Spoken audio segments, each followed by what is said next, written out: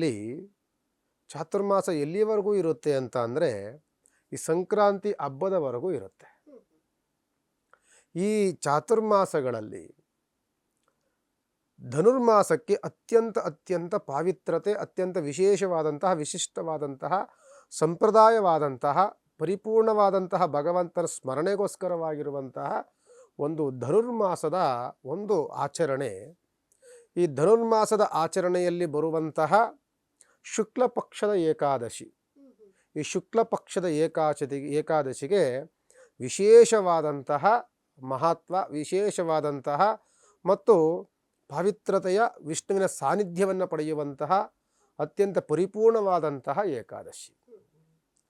ಈ ಏಕಾದಶಿಯನ್ನು ನಾವು ಮುಕ್ಕೋಟಿ ಏಕಾದಶಿ, ವೈಕುಂಠ ಏಕಾದಶಿ, ನಂತರ ವೈಕುಂಠ ಏಕಾದಶಿ ಅಥವಾ ಮುಕ್ಕೋಟಿ ದ್ವಾದಶಿ ಅಥವಾ ಈ ರೀತಿಯೆಲ್ಲವೂ ಸಹ ನಾವು ಅದನ್ನು ಉಲ್ಲೇಖವನ್ನು ಮಾಡ್ತೇವೆ. ವೈಕುಂಠ ಏಕಾದಶಿ ಅಂದ ತಕ್ಷಣವೇ ನಮಗೆ ಗೊತ್ತಾಗುವಂಥದ್ದು ವಿಷ್ಣುವಿನ ಉಪಾಸನೆ. ಏಕಾದಶಿಗಳು ತುಂಬ ಏಕಾದಶಿಗಳು ಬರುತ್ತೆ.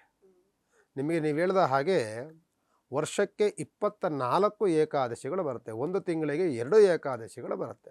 ಒಂದು ಶುಕ್ಲ ಪಕ್ಷದ ಏಕಾದಶಿ, ಒಂದು ಕೃಷ್ಣ ಪಕ್ಷದ ಏಕಾದಶಿ. ನೀವು ಹಿರಿಯ